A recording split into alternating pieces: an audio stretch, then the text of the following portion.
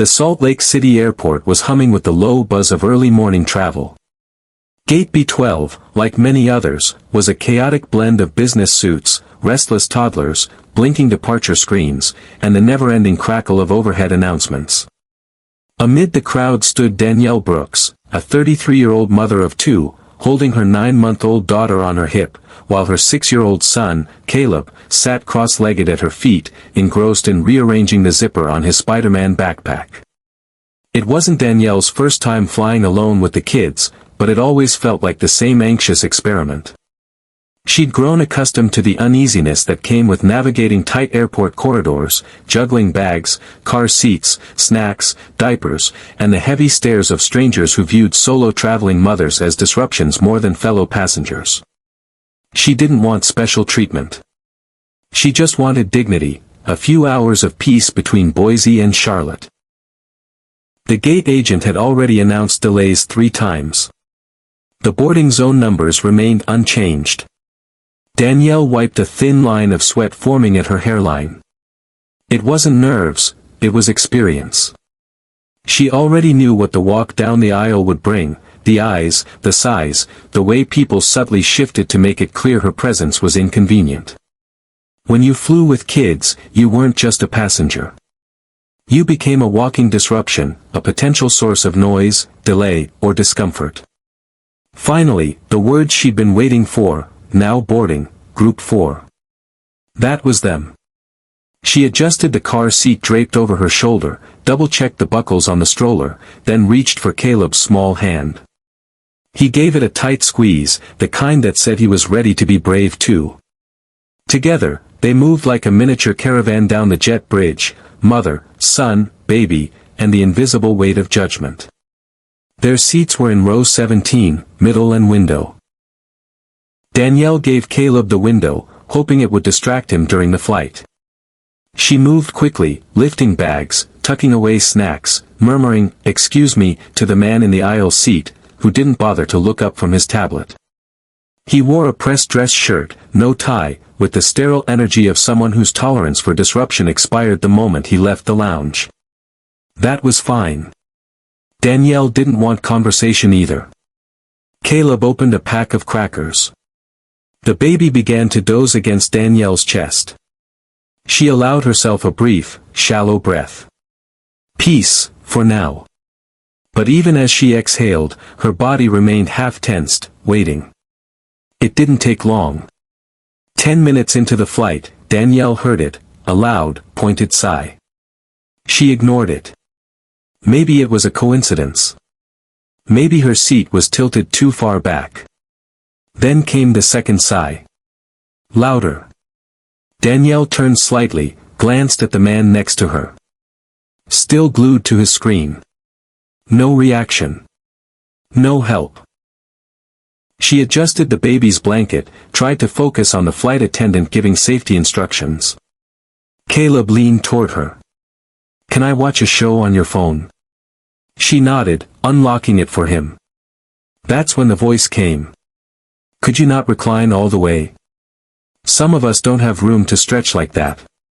It wasn't just the words. It was the tone, controlled, but filled with resentment. Danielle straightened her seat and murmured, "Sorry. That should have ended it." It didn't. A moment later, a scoff. Then a pointed shift in the seat behind her, followed by the unmistakable press of knees into her back. Not violent. Just intentional. Danielle leaned toward Caleb, whispering, "Sit still, baby. Don't turn around, okay?" "Okay," he said, his voice small. 2 minutes later, Caleb tugged her sleeve.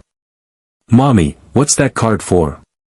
He was pointing at the safety instructions. In shifting slightly to read it, his elbow must have nudged the man behind them. The response came like a slap. "Seriously?" the voice barked. "Control your kid. I don't need to be part of your parenting today." Danielle froze. A few passengers looked over, then looked away just as fast. No one said a word. "I'm sorry," Danielle whispered. "He didn't mean to." "That's not the point," the man snapped. You people come on planes like it's your living room. Some of us paid good money not to be kicked in the back for 3 hours. Her stomach twisted. Caleb withdrew his hand and stared at the tray table. The baby shifted. Danielle felt her cheeks burn. Still, the man beside her remained a silent fixture, as if none of it concerned him. Then came the whisper.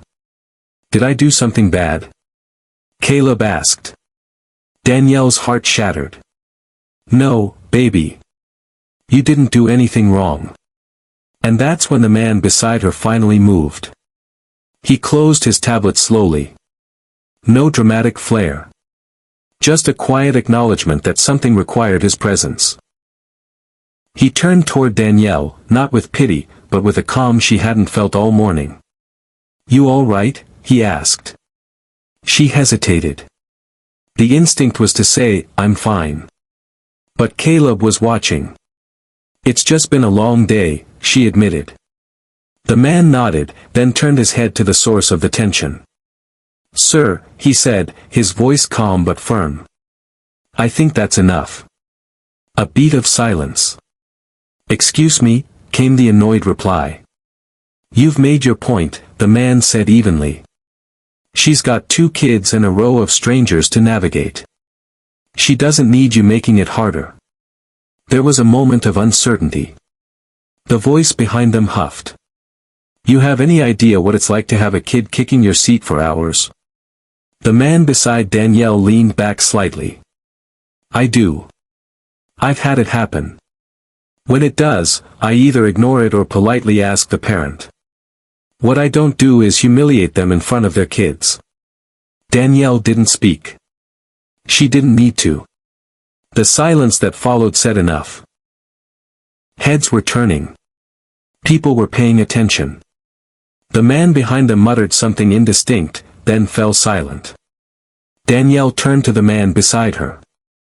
"Thank you," she whispered. He nodded. Some people just need to be reminded. Part 2, The Man in 17D.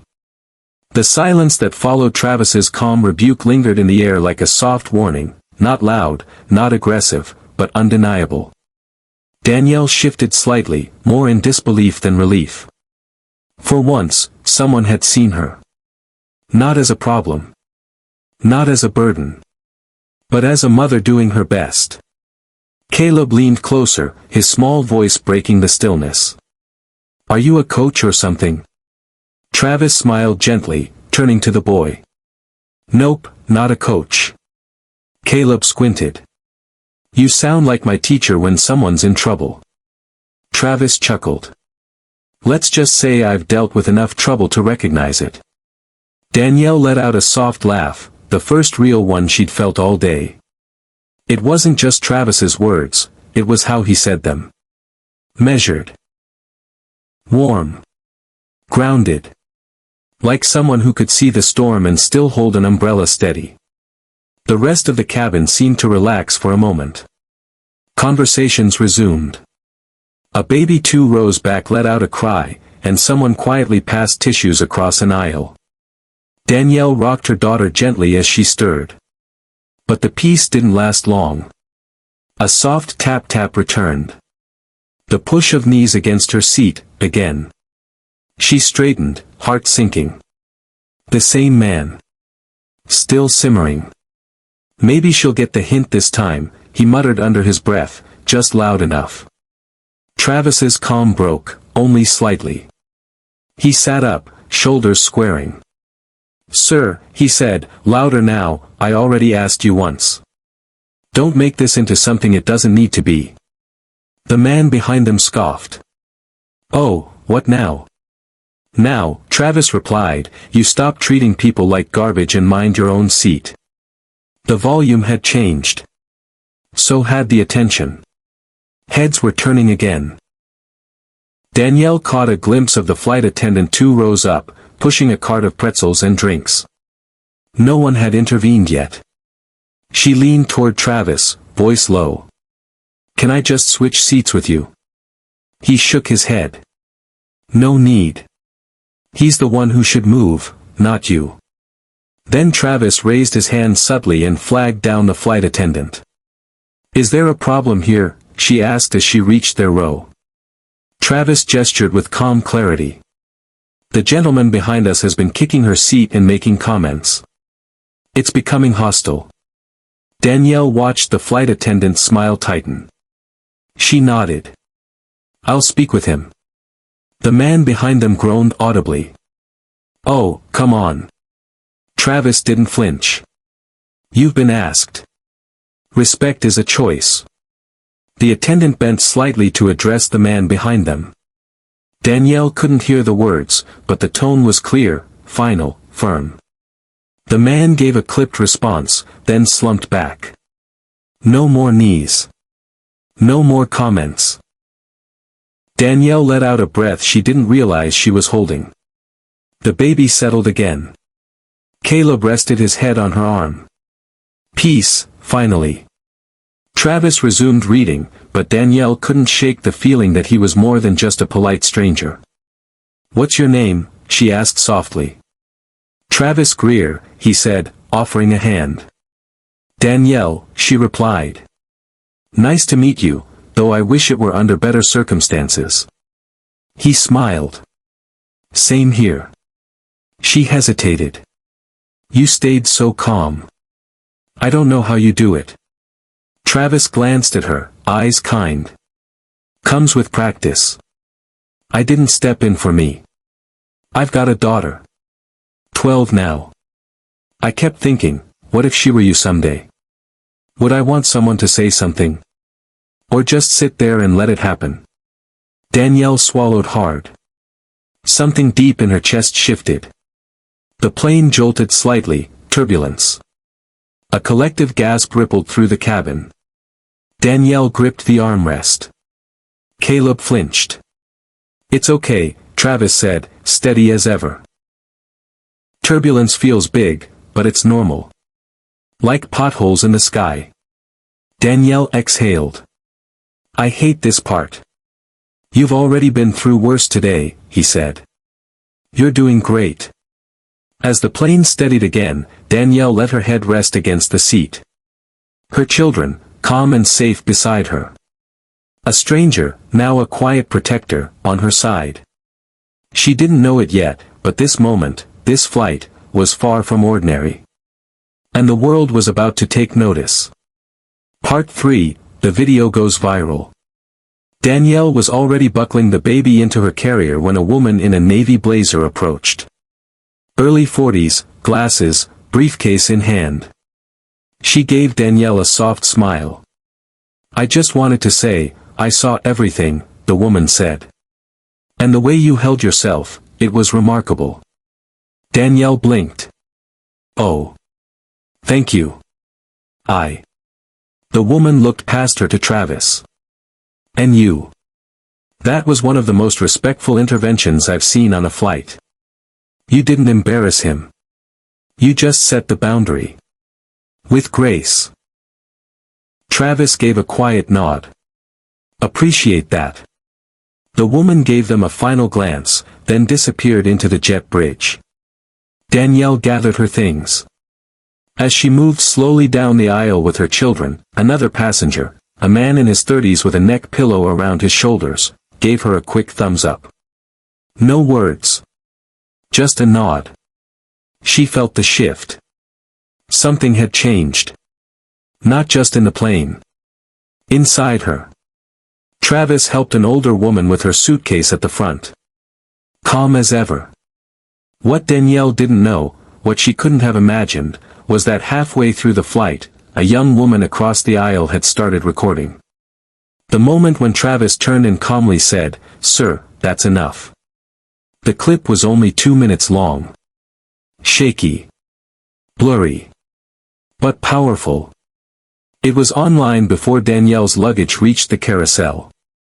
2 days later, Danielle sat on her sister's couch in Charlotte, a bowl of microwaved mac and cheese on her lap, the baby asleep nearby. Caleb was building a tower with plastic blocks when her sister walked in, phone in hand. "Danielle," she said, eyes wide, "is this you?" On the screen, the clip. Mid-flight. The confrontation. Caleb. Danielle. Travis. It had gone viral. A TikTok user had posted it with the caption, "This man in 17D deserves a medal." Views were climbing past 8 million. A teacher in Phoenix had reshared it on Facebook. A parenting podcast mentioned it. Celebrities retweeted it. Hashtag spread, hashtag main in 17D, hashtag travel with grace, hashtag Danielle and Travis. Danielle scrolled through the comments. People weren't just watching, they were reacting. Every mom has felt what she felt. Thank you, Travis. Respect isn't loud. It's steady. This is how you intervene. My kid kicked a seat once and I nearly cried from the stairs. This gave me hope. But one comment stuck with her the most.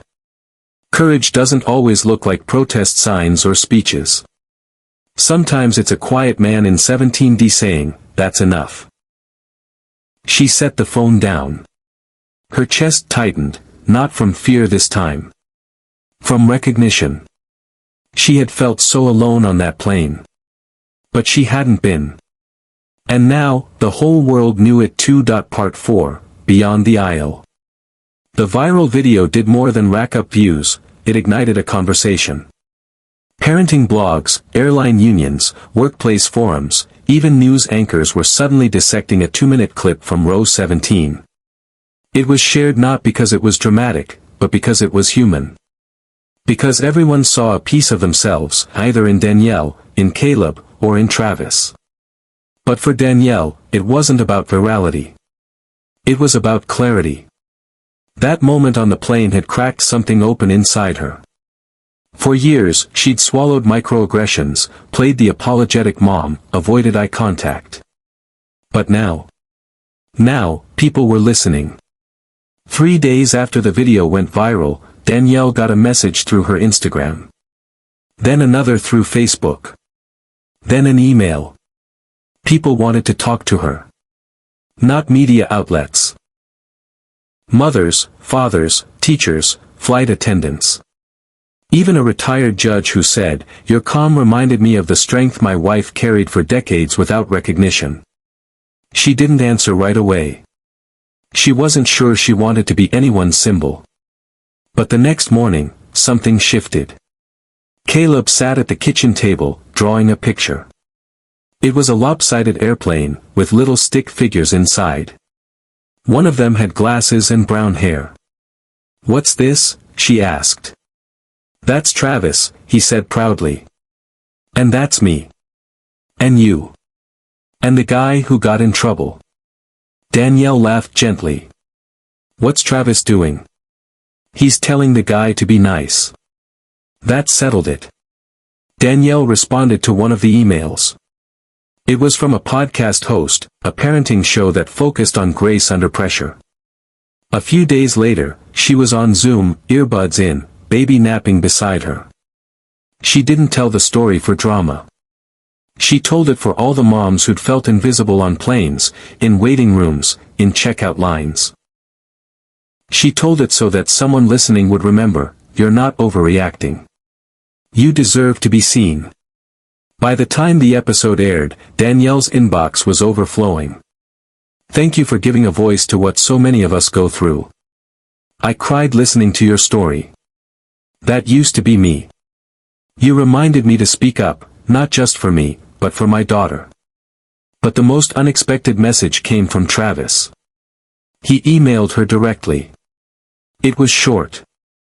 Kind. Humble. "Didn't expect to see myself all over the internet," it read. "But I'm glad if it meant something to someone. My daughter says I'm famous now. Thanks for being the kind of mom people should stand up for. Hope you're well." Danielle stared at the message for a long moment. Then she wrote back. "Thanks for showing up. In more ways than one." They stayed in touch after that. Not constantly, but enough. Travis sent her a picture of his daughter on her first day of 8th grade. Danielle sent a birthday video of Caleb blowing out candles. They weren't friends in the traditional sense. But they were something. Proof, maybe, that small moments can make big things shift. 6 months later, Danielle sat in the terminal of another airport. Same carrier. Different gate. The baby, now a toddler, was fussing, and Caleb was fidgeting again. A woman nearby gave her a tight smile. The kind that carried all the same silent judgments. Danielle smiled right back. This time, unshaken.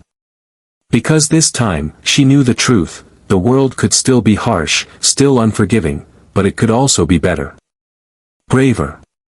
Kinder. All it takes is someone in 17D. The end.